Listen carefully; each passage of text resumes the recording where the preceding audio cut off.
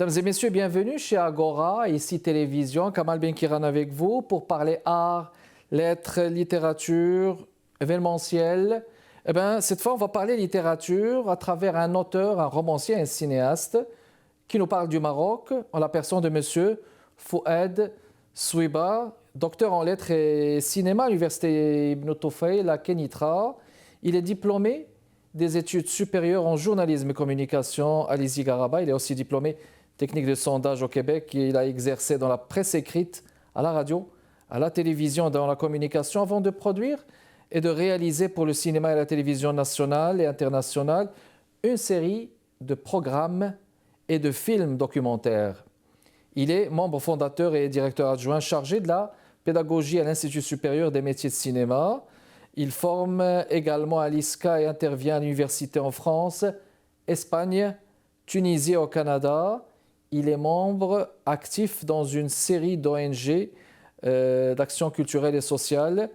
Outre ses films, il est l'auteur de plusieurs livres, dont Un siècle de cinéma au Maroc, esthétique de films politiques, et il est auteur de plusieurs romans. On citerait entre autres L'Incompris de Haïm Mohammadi, paru en 2012, Les Séquestrés, paru en 2014, Drôle d'Odyssée pour Jazia, paru en 2020, puis Le Porte-Poisse, paru en 2023, ainsi qu'une vingtaine d'ouvrages collectifs. Alors, M. Fouad Souiba, je vous souhaite la bienvenue parmi nous chez Agora, à ICI Télévision, Montréal, Québec, Canada. Je vous remercie, merci pour l'invitation. Alors, ça fait plaisir de vous accueillir. Bon, là, on est conscient, là. On parle d'un double chapeau, celui du romancier et celui de l'homme du cinéma qui a été aussi productif, non seulement au niveau de la réalisation de films documentaires, mais au niveau des jurys, là. Vous êtes très présent, si Fouad.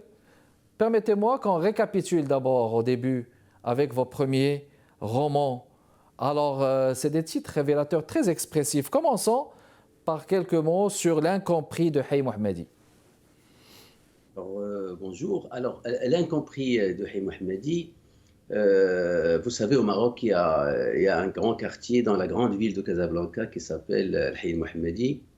Et ce quartier, il est réputé pour abriter pratiquement tous les types de Marocains. Des Sahraouis, des Rifins, des Orientaux, des Mrakchi, des Oujdi, des Bédaouis, etc., des Herbati. Donc il y a une ruelle, une grande ruelle dans ce quartier-là qui regroupe tout ce beau monde. Et puis ce quartier-là a été le vivier de la résistance contre le colonialisme au XXe siècle. Ensuite, il est originaire c'est vraiment le berceau de beaucoup d'artistes, de beaucoup d'hommes politiques, d'intellectuels marocains, de dramaturges, d'auteurs, etc. Et moi, j'ai eu dans ma vie la chance de côtoyer beaucoup de gens de Haïm Mohammadi, même si moi je ne viens pas de ce quartier, moi je viens de Marrakech, du Grand Sud. Mais j'ai rencontré dans ma vie, j'ai eu la chance de rencontrer beaucoup d'artistes, beaucoup d'intellectuels, de sportifs qui viennent de ce quartier-là. Et on m'a tellement parlé, donc ces gens-là me parlaient souvent de leur quartier. Et puis je me suis mis en amitié avec beaucoup d'artistes et que j'ai accompagnés dans leur carrière. Et un de ces 4 matins, je me suis dit, tiens, pourquoi ne pas raconter ce quartier en particulier, qui est réputé mondialement, mais dans la littérature, il manque de romans, il manque de récits. Et voilà, donc ça a été le début d'une expérience extraordinaire, qui est de raconter justement quelques personnages importants de ce quartier-là. Et de fil en aiguille, des amitiés vont naître, et puis beaucoup de va-et-vient va aussi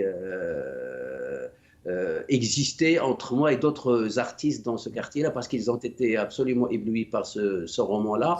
Et donc ce roman, justement, là, d'après le titre, là, on dirait que c'est un personnage qui est à la marge quand on est incompris, là.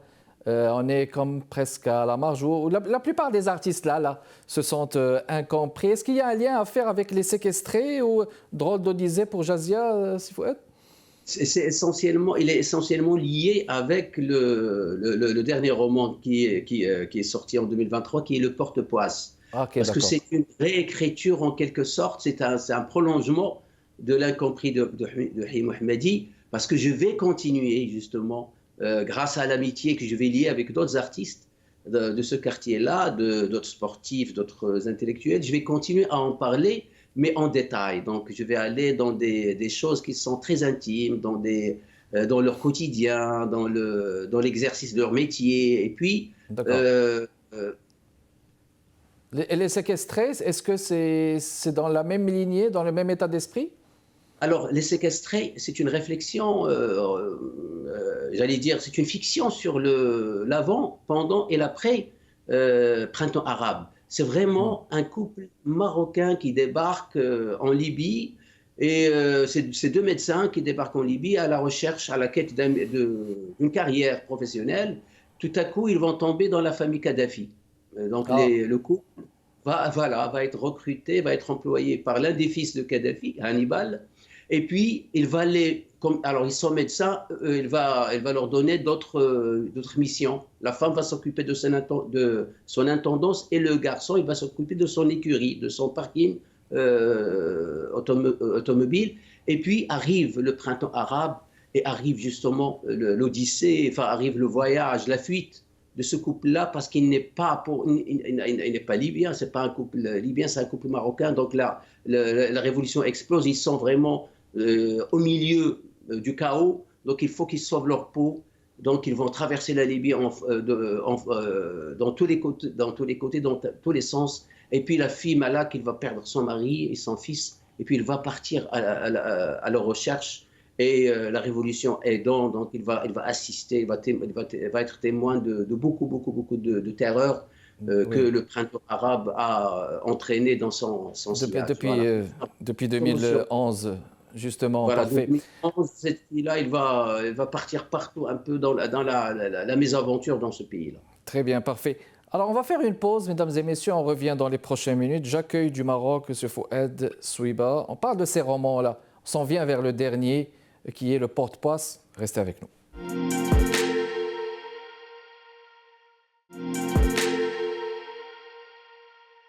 De retour avec vous, mesdames et messieurs, on parle littérature. Mon invité, il nous parle du Maroc, M. Fouad Souiba, un homme qui a un double chapeau, un romancier et un homme de cinéma.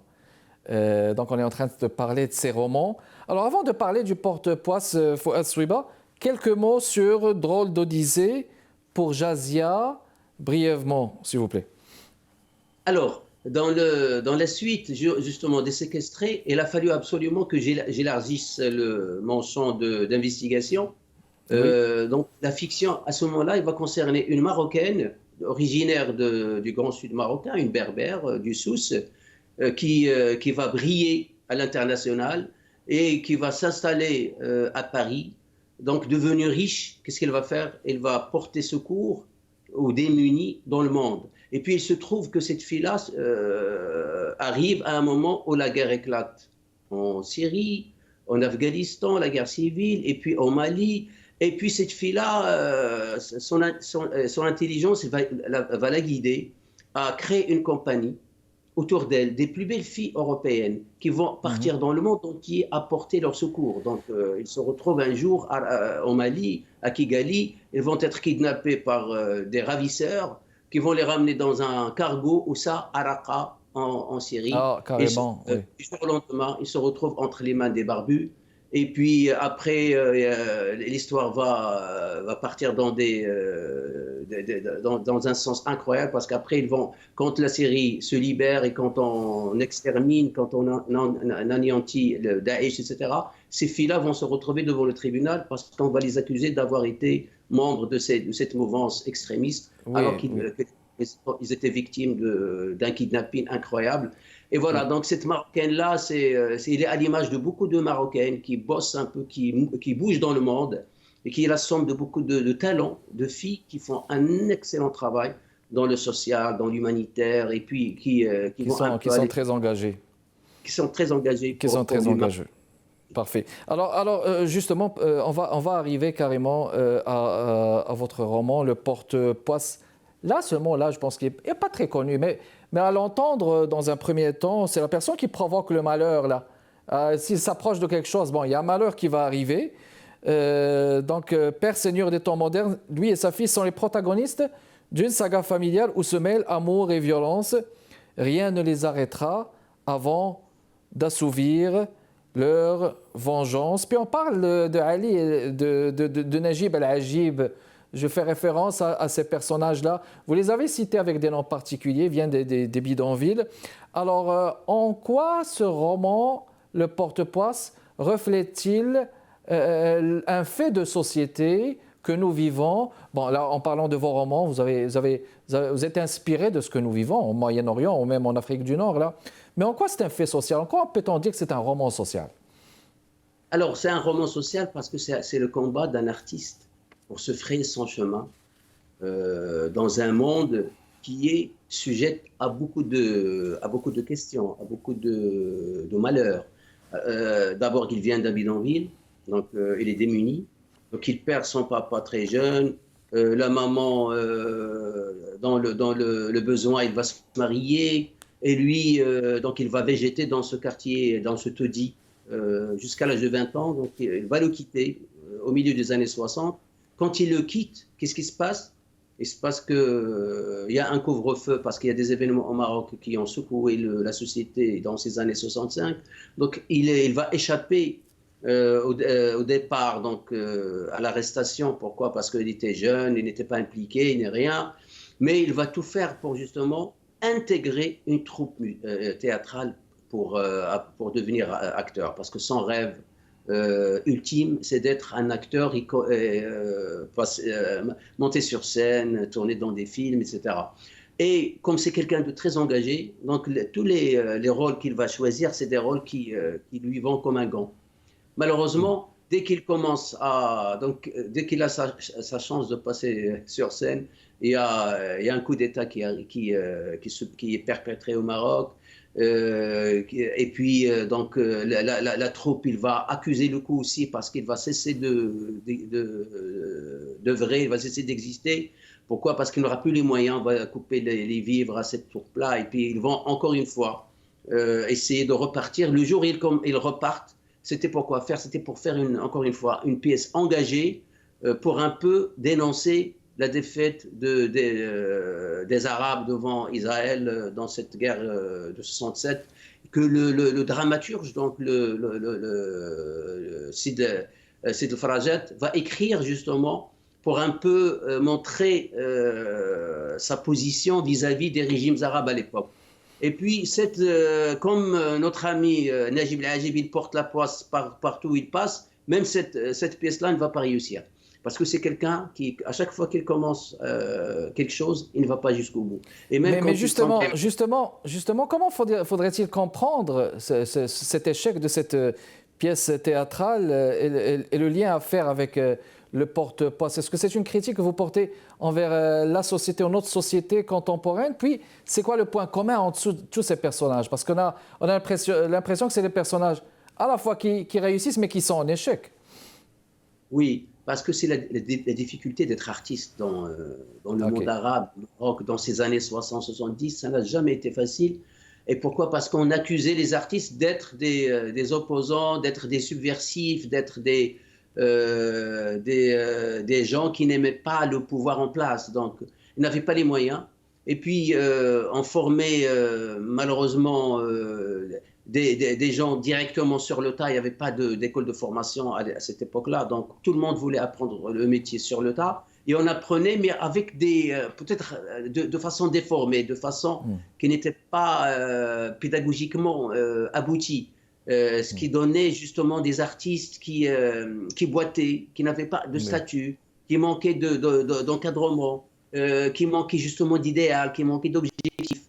Et donc cette époque-là, elle était très difficile pour ces artistes-là. Pourquoi? Parce qu'il n'y avait pas les moyens de travailler et puis il n'y avait pas d'avenir. Pourquoi? Parce qu'il n'y avait pas d'encadrement, il n'y avait pas de loi pour un peu encadrer tout ça. Et voilà, donc ça, Najib el-Ajib est l'exemple type, c'est le modèle vraiment le fruit de cette époque-là, parce qu'on en a aujourd'hui au Maroc, même dans les années 2024 ou 2025, où maintenant on a encore des gens qui sont le résultat des difficultés, de l'échec de la formation des artistes de ces années 60-70. Donc, Oui, ils continuent toujours à s'engager, mais ils s'engagent toujours de façon un peu gauche. Donc, qui n'est pas très bien. donc, manquant de formation, manquant d'idéal clair, donc le problème se pose toujours pour cette génération d'artistes marocains. Très bien, parfait. Alors, une pause et on revient avec notre invité, M. Fouad Souiba, romancier, homme de cinéma et théâtre. On vous revient tout de suite, mesdames et messieurs, après cette pause.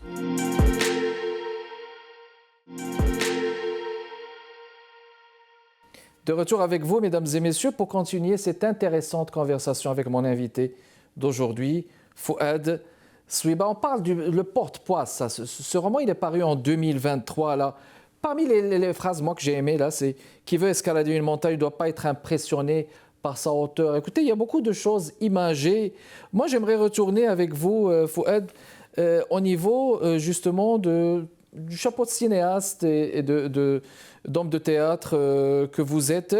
Je vais juste citer vos productions, là, parce qu'il faut le faire. Dream Boy 2003, Chuchotement à un ange qui passe en 2006, 5 dirhams en 2007, Annette Plomb 2008, Les courts-métragistes 2009, Porte du bonheur 2010, 20 Documentary for National Television and Jazeera que vous avez faite, Madame Pipi 2021, Moulma 2024, Déchirure 2024. Ben, vous êtes à l'ère du temps et du temps aussi, Fouad Souiba. Ma question, donc le porte-poids, s'il provoque le malheur partout où il va. Mais moi, je dois dire après lecture que c'est un roman qui est digne d'être porté, n'est-ce pas, dans les écrans, non seulement par la thématique, mais aussi par le style. Quel est selon vous le volet le plus sacré à promouvoir entre le roman et le cinéma? Alors, le personnage et le quartier. Je crois que c'est un roman qui d'abord qui aborde la situation d'un quartier, son évolution sur plus de 50 ans, 66, 70 ans pratiquement. Et puis il y a ce personnage. Donc il y a le quartier et il y a ce personnage. Comment il va évoluer dans un quartier démuni, dans un taudis. Comment il va passer de ce taudis-là dans la ville neuve à Casablanca et le choc qu'il va vivre. Et comment ce personnage qui rêve d'être artiste, il va évoluer dans une société où il a vécu plus de temps dans la pauvreté et le dénuement que le temps que les autres ont vécu justement dans le bien-être social. Donc quand il découvre que la société vit 100 fois, un millier de fois, peut-être 1 million de fois mieux que ce qu'il a vécu pendant 20 ans, il va vivre un choc incroyable. Il va avoir du mal à réintégrer même la société. Pourquoi? Parce que le choc, il était trop fort. Donc ce personnage-là, et puis le quartier, je crois que ce volet, il est important parce qu'il y a eu des contradictions incroyables dans l'évolution de ce pays. Il y a le deux poids, deux mesures qu'on connaît a aussi été quelque part présent par rapport à une certaine catégorie sociale qui a vécu des moments difficiles. Et puis, il y a les autres qui ont pu quand même se frayer leur chemin et avancer pour améliorer leur vécu et améliorer leur société. Donc, cette espèce de dichotomie de l'évolution de la société est très importante parce que lui, il porte ce regard sur les deux. Il a vécu à cheval entre les deux, donc il peut absolument porter ce volet-là avec brio parce que c'est vraiment un artiste qui n'a pas froid aux yeux et qui ne mâche pas ses mots. Et puis, il va y aller gaiement pour un peu être toujours au-devant de grands événements, de grandes situations dans lesquelles il est impliqué souvent. À chaque fois qu'il y a un grand événement au Maroc, dans ces années-là, il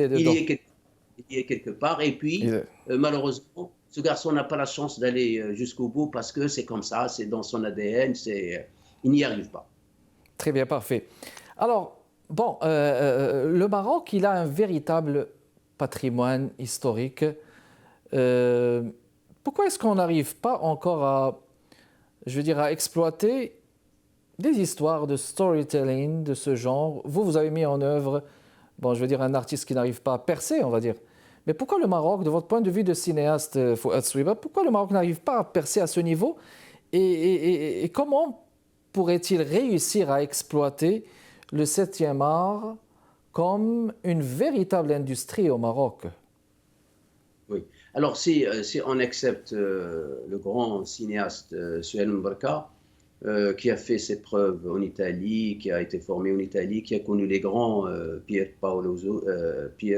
Pasolini, De Laurentiis, Villini et tous les autres, donc, qui a ramené un héritage cinématographique occidental, et puis qu'il va en faire profiter la société, l'industrie marocaine, parce qu'il va travailler sur de très grands scénarios avec de très grandes stars mondiales, mais en même temps, il va travailler sur l'histoire du Maroc, donc sur des grands moments, des grandes phases de l'histoire du Maroc, des personnages comme Abdelmalek, dans Tambour de Feu, des personnages comme Myriam Makeba qu'on a vu dans Amok, donc comment il va porter la lutte contre l'apartheid en Afrique du Sud dans une adaptation incroyable d'Alan Paton, Pleure au pays bien aimé. Donc c'est quelqu'un, il y a aussi les Mogadors, il y a les amants de Mogador, on raconte le début du XXe siècle au Maroc, comment les Français sont arrivés, etc.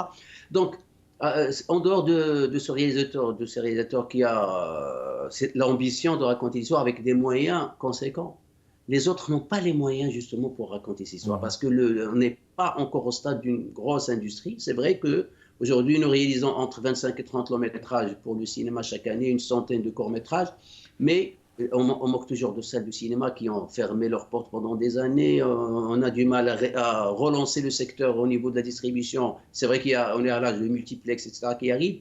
Mais en dehors justement du fonds d'aide qui est accordé par l'État à la production nationale, il y a très très peu d'autoproduction, il y a très peu de producteurs qui se lancent. Pourquoi? Parce qu'il y a un marché très restreint qui ne rentabilise pas l'investissement, etc. Donc on ne peut pas mettre beaucoup trop d'argent dans des films qui vont raconter le roman marocain, le récit marocain, sans ces moyens-là.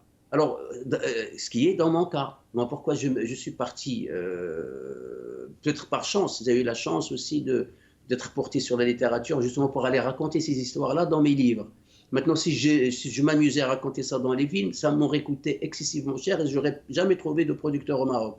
Donc, ma formation, mon talent, j'allais dire, c'est un peu prétentieux de le dire, c'est un peu présomptueux, mais il faut le dire, il faut du talent, il faut savoir travailler, il faut savoir écrire, il y a un style, il y a une technique. Mais surtout, il faut aussi persévérer, il faut être souéba. Écoutez, c'était tout le temps qu'on avait, j'aurais aimé continuer avec vous là, mais c'est un plaisir de vous avoir reçu. Fouad Souiba qui nous parle du Maroc.